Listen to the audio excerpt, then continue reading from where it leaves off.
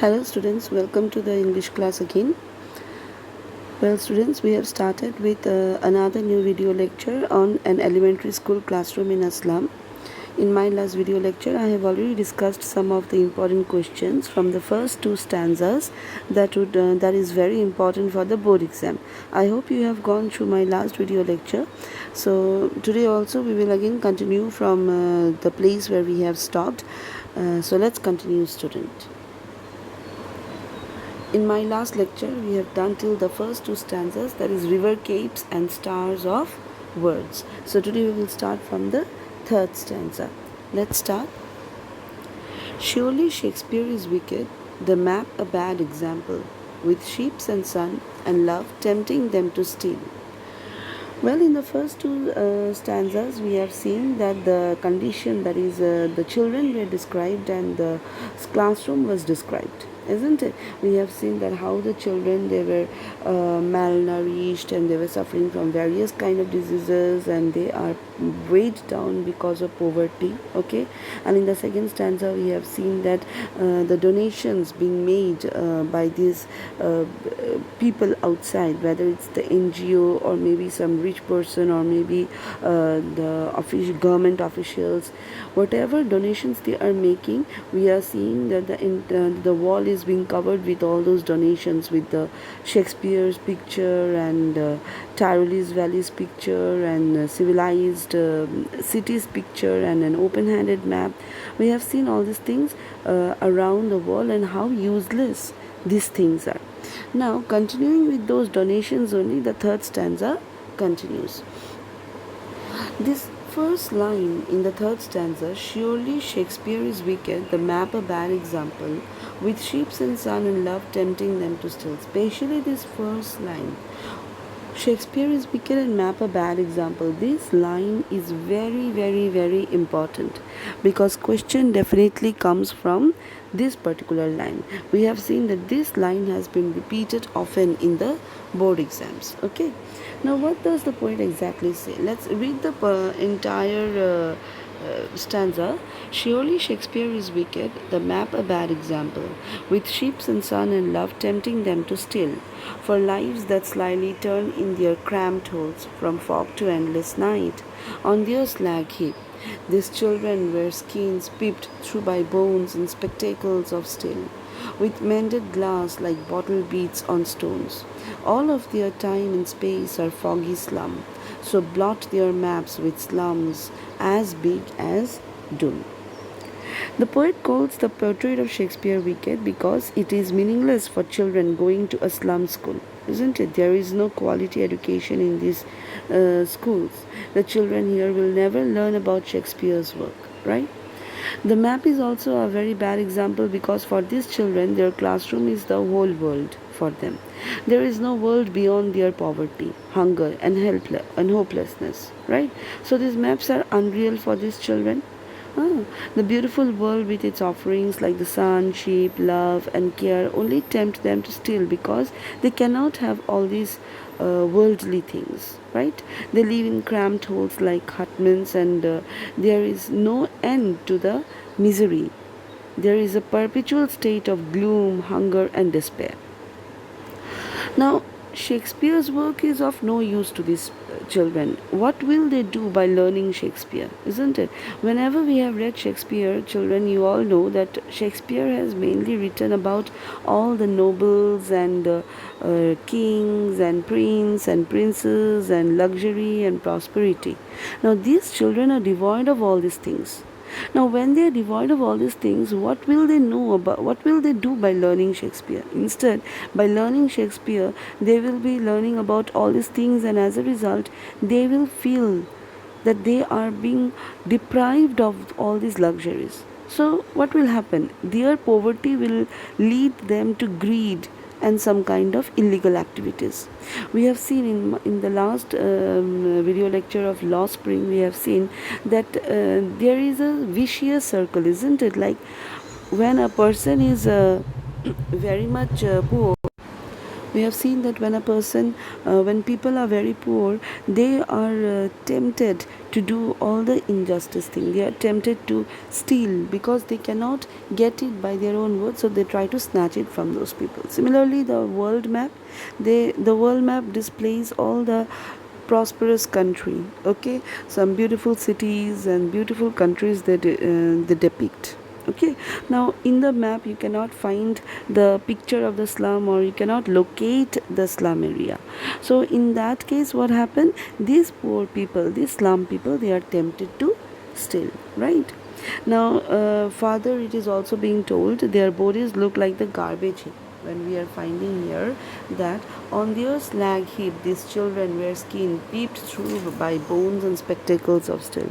So these slum people, their bodies look like the garbage heaps. They are very skinny and their bones are peeping out of their skin. The state of poverty is intensified by the fact that the glasses which these children wear are cracked and look like broken pieces of a bottle. All of their life is being destroyed here in the slum. The slum is like a blot as big as doom on the maps of these children, that is the lives of these children. Okay, so this is what this means, the stanza is actually saying. Now the question that had repeatedly come from this particular stanza, this stanza is very much important. Please write down the question. The question that comes is why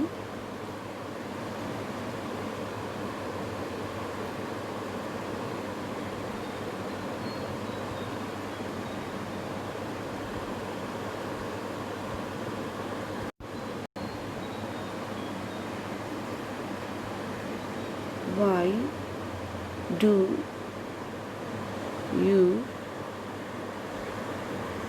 think Shakespeare is wicked and the map a bad example? Why do you think Shakespeare is wicked and the map a bad example? Okay, of course, the study and the portrait of Shakespeare is wicked because these children fail to understand the true value of Shakespeare in English literature, as no quality education is imparted in this elementary school classroom. Okay, and the school is different from other normal schools where the study of Shakespeare is conducted properly, giving the children a constructive education, isn't it? The map of the world with its colorful projections of the earth is also a bad example to these slum children because they imagine the world from the maps and understand the fact that their world is different from that of the maps. Their future is dark and they live in a perpetual state of gloom, hunger and despair, and Shakespeare and the map only tempt their writings, and their picture only tempt these children to steal, isn't it?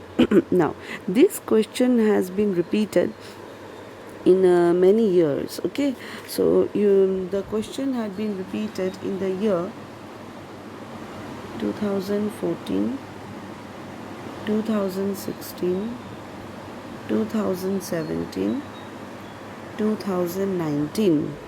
So all these years this question had been continuously being repeated. Okay, that is how is Shakespeare wicked and map a bad example. Okay, so this stanza is very much important. Next, the point which is important in this stanza is from fog to endless night. This particular line had come, of course, in the extract based question. Okay, from that question only this line had been taken. From fog to endless night, what do the poet mean by that? This particular means explain. Usually this line had been quoted and they say explain. Okay, and this one had repeated in the year 2015 and 2017, right? Okay, let's continue. Unless governor, inspector, visitor, this map becomes their window, and these windows that shut upon their lives like catacombs. Break open till they break the town, and show the children to green fields, and make their world run azure on gold sands, and let their tongues run naked into books. The white and green leaves open, history theirs, whose language is the sun. What is the meaning of this particular stanza? Here, the poet says that these children will continue to suffer this hell unless government officials like governors, inspectors, or educationists who visit such school come forward to help them. The poet wants the civilized world to bridge the gap between them and the world of these children. They should offer these children a glimpse of a better world, so that the maps become their window to the beautiful and charming world outside. Then these windows of the elementary school classroom which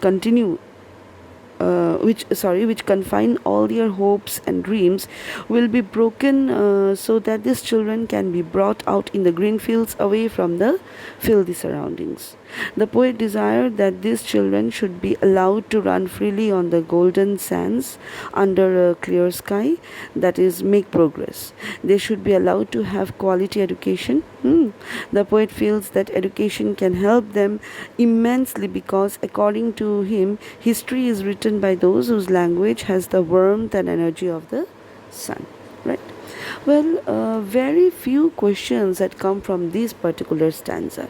We find that this stanza has not been repeated much in the exam, but it is not so that we will not go through this stanza, because some of the lines are very much important. Okay, usually from this stanza, what happens is that extract type questions had come. Okay, so what questions had come? Just write down the questions. One question that comes is that how can the people help these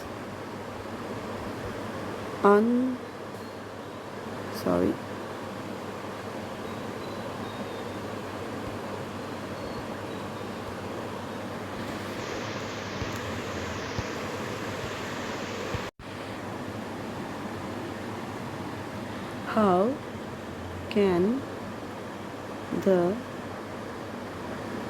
people help the unfortunate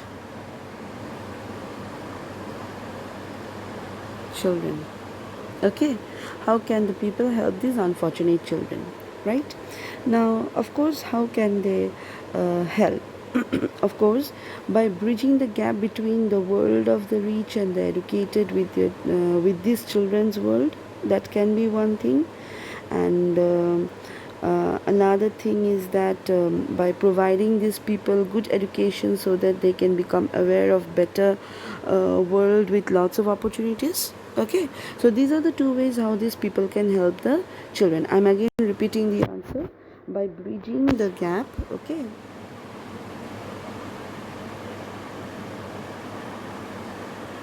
bridging the gap between the world of the rich and the educated with this children's world. And another one is that by providing these people good education. So if this is number one, then number two is giving them good education. Okay, by providing them good education so that they can become aware of a better world with lot of opportunities. Right? Okay. Another question which is very important from this particular line is that what does the poet want for these children? What does the poet want for these children? Well, what does the poet want? The poet wants to break open the rich world full of opportunities to these children. He wants to break the chain of ignorance and give them get them educated. Okay. He also wants to give them a glimpse of outside world away from darkened and gloomy slums. Okay, so all these things the poet want for these children. Okay, now these questions had come in the year 2011 in the form of extract based questions. Okay, now another question which is important, write down that question. What do white and green leaves suggest? What do white and green leaves suggest? Well, what do they suggest? They are actually the printed world as well as the natural beauty. Okay, white and green leaves, that represents prosperity, that represents financial assistance, that represents luxurious life. Okay, so this is also an important question. This question had come in the year 2010. So as I was saying that the last stanza, very rarely the last stanza had come as an extra question, but please don't ignore the last stanza, because who knows, it might be repeated in your board exam, okay, in your turn. Well, students, we have completed with the explanation, and we have dealt with some of the important questions also from this poem. Usually from poem, extract based questions or 2 marks question come. No long answer type questions will come from the poem. Okay, so therefore concentrate on the extract based question, that is MCQ type pattern, and short answer type question, that is 2 marks question. Okay, so concentrate on those, and I have already provided with the PDF of the question answers, important question answers from the poem. So go through that PDF, right students, and see if there is still any doubt, okay, in the PDF or in understanding any of the lectures from this video lecture. Please